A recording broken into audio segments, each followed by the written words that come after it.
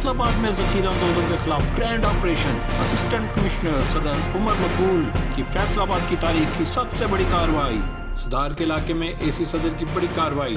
दाल की तकरीबन 1 लाख से ज्यादा बोरियां पकड़ी गईं। जखीरे में तकरीबन तमाम किस्म की दालें मौजूद। तमाम स्टॉक कब्जे में लेकर गोदाम सील कर दिया गया।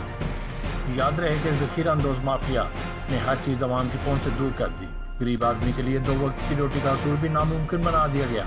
आए दिन ज़रूरियात ज़िंदगी के बढ़ने वाले रेट अवाम को जीते जी मार रहे हैं। फैसलाबाद के अवाम ने इस ग्रैंड ऑपरेशन पर एसी सदर उमर मकबूल और डिप्टी कमिश्नर फैसलाबाद को खराज तहसीन पेश किया। Ashmat Khan, CTN news, Faisalabad.